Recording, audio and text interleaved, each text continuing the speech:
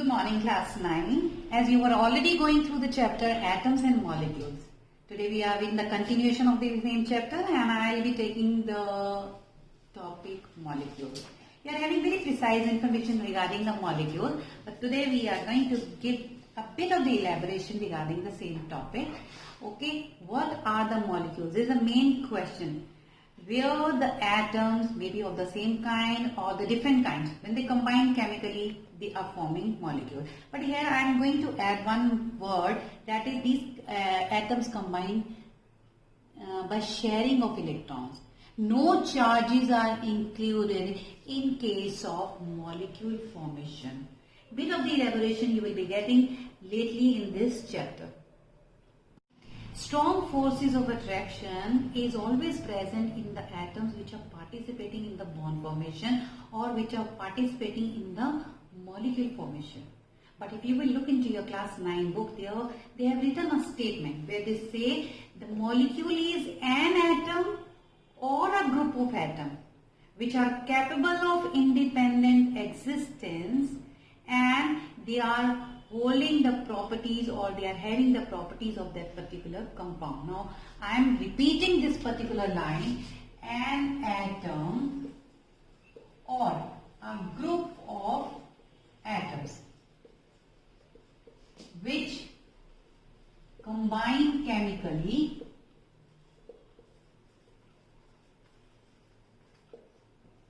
capable of independent existence holds the properties of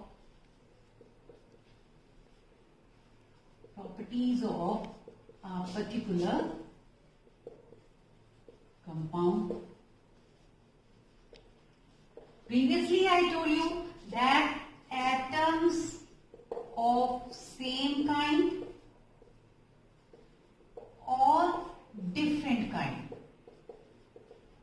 chemically combined. Okay, so now what is the basic difference between this and this? Here we are taking the number of atoms more than one.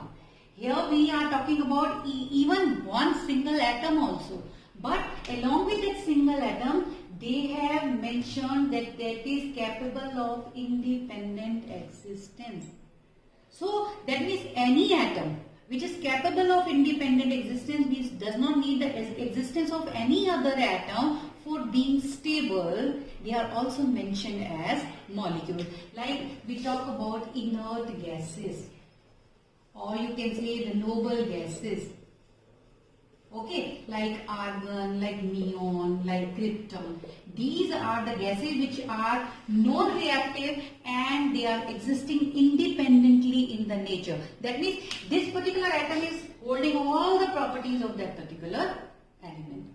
So, for the uniformity's sake, those single atoms which are capable of independent existence and having the properties of that particular element, they will also be mentioned as molecules. These molecules now are further categorized into two.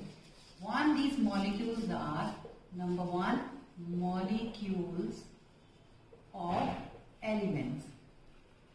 And second type is molecules of compounds. Okay. Now let's talk about the molecules of elements. Molecules of elements, that means atoms of the same kind, they will be chemically combining together to form the molecules. So here you know about many of the molecules, but we never mention the name or the kind of those kind of molecules to you people because it's the first time it is being introduced. So you know about H2, you know about O2, you know about N2, you know about Cl2. Here you will see that if I talk about this particular molecule, two atoms of hydrogens are present. That means same kind of atoms, they combine together chemically and they ultimately became independent because they are existing independently in the form of H2 in the atmosphere. So they are independent. They are independent of each other. Okay, so they are the molecules. O2 made up of two atoms of oxygen independently existing in the nature. This is a molecule, but it is having all the properties of oxygen. oxygen compound. Okay, and we generally don't use these word compounds for these type of molecules. Simply what molecule is being used. N2, 2 atoms of nitrogen. Cl2, 2 atoms of chlorine. If I talk about this, O3, now look, 3 atoms of oxygen have combined. So there are many more examples where many atoms of the same kind, they combine together for their independent existence, and they are chemically bonded, and they become those so stable, and the bond which is developed between them, that is so strong. Okay, so they remain intact forever until or unless some critical conditions are being applied at the time of taking them under the chemical reactions. Now the question must be arising in your mind, what do these numbers represent in these molecules which are written in the form of subscript? These are representing, now learn this word beta, this is atomicity. What does atomicity means? These are the number of atoms which constitute one particular molecule. Okay, now look, 2 here. So if I talk about the atomicity of this molecule, you will say it is 2. If 2 written here, that means atomicity of oxygen molecule is 2. If I talk about this particular molecule, where O3, this is known as beta ozone. Ozone is having atomicity of 3. In the similar way, one particular molecule is P4, phosphorus. That means the atomicity of this particular molecule is 4. So depending on this atomicity, we have categorized these molecules into different ways. Okay? Monoatomic molecules. Monoatomic molecules, this is the same thing which I have explained you just before. Monoatomic molecule, we are saying that the molecule should be the combination of 2 or more atoms. Here we are talking about monoatomic, that means a molecule which is made up of only one atom. That means this will be the specific case where the atoms do not react at all. These are the inert gases or the noble gases. For the uniformity, they have been called as molecules, but they are the single existing atoms there in the nature without reacting with any other atom. So these are generally the inert gases. Okay, and the example will be argon, helium, neon. Okay, second are diatomic. That means the atomicity is going to be 2. Di means 2. Diatomic molecules means those molecules which are made up of 2 atoms. So here you can give lot many examples, O2, Cl2, nitrogen, because they are existing in the diatomic form. Then let's go for the next one, that is triatomic. That means it is made up of 3 atoms. This molecule is made up of 3 atoms. So the example is O3. This is ozone.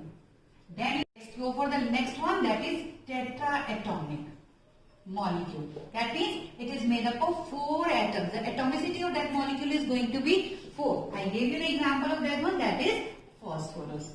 And after that, beta, we call them polyatomic.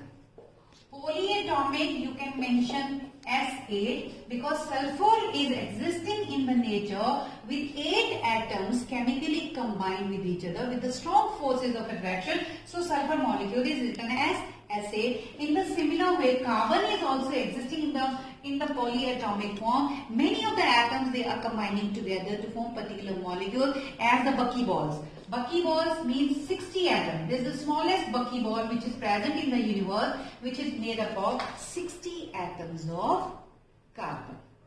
I hope that you must have understood about these molecules of elements. Now we are shifting ourselves to molecules of compound. Molecules of compound means different kind of atoms. Now they will be combining chemically to form the independent existing molecules. Those molecules which are formed by the chemical combination combination of different kind of atoms, and that's too in a definite ratio. This is must. Definite ratio is present. As you have already learned, H2O. Okay. Here, if I talk about the ratio by number of atoms, then it is 2:1. But if I talk about ratio by number of mass, by mass, if I have to take, then hydrogen having the mass of 1 multiplied by 2, in total it is 2, and oxygen is having the mass of 16. It is 1:8. That means in case of molecules or compound, you will always be finding that atoms are combining in a definite proportion by mass and by number of atoms. In the similar way, if you write down the formula for sulfuric acid, you will find 2 atoms of hydrogen, 1 of sulfur, 4 of oxygen. They are combining together. And once you will be finding out the mass of these atoms, now look, 1 into 2, then 32 is the mass of sulfur, then 16 into 4 is the mass of the oxygen in this particular molecule. It is 2:32:64. That means it is 1 into 1, 16 into 30 is to 32. This is the basic ratio in which these all the atoms are present in this particular molecules. In this case, sometimes they ask you to find out the formula of a particular compound when the mass ratio is being provided to you people. Then how to go ahead? I have written one statement. Now look at this one. Find the formula of a compound made up of 2 different kind of atoms, hydrogen and oxygen, with the mass ratio given to you, and that is 1:8. So what you have to do is you will set a table. Okay.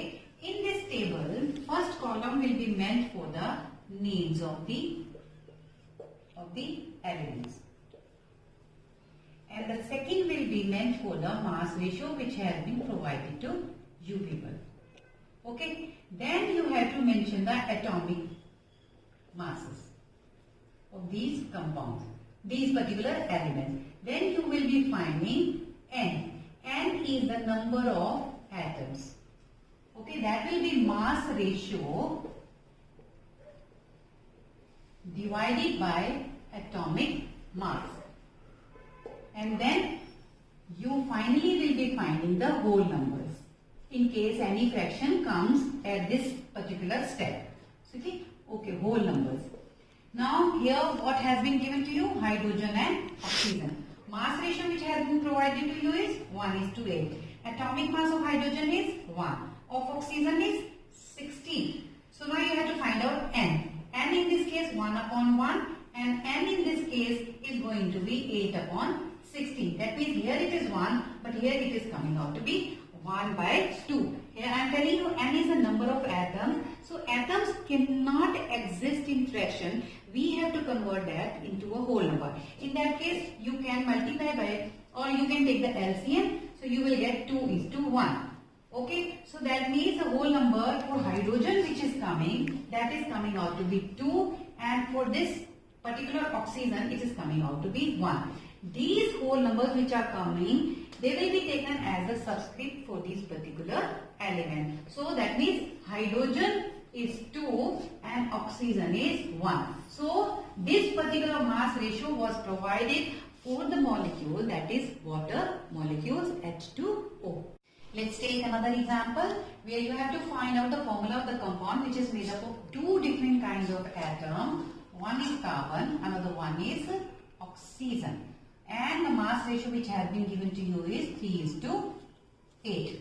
Okay, now the mass of the atomic mass of carbon is 12 and of oxygen is 16. So find an N, that means number of atoms which will be participating in the formation of this particular molecule. So it will be 3/12, and in this case it is going to be 8/16. That means this is 1/2 and this is going to be 1/4. Okay, take the LCM, 1/4. So let's take the LCM. This is 1 and this is coming out to be 2. That means carbon is 1 and oxygen participating in the molecule formation is 2. So your formula is CO2. 1 is never written because if nothing has been mentioned, it is very much clear here only one atom is present. So for particular molecule is going to be of the carbon dioxide. So this way you can find out the formula of the particular molecule when the mass ratio is being provided to you people. Now till now we have learned about the molecule. What are molecules? What are monoatomic, diatomic, triatomic molecules? What is atomicity? What are the molecules of compound? And how to find out the formula of particular compound. So I think that you must, or I can guess that you must have understood whatever I wanted to convey to you people through this lecture. So revise it thoroughly, and next time we'll be coming with the ions and how are ions being formed and what are the different type of ions. So that will be elaborated to you people. Till that time, stay home, stay safe, study hard. Good luck.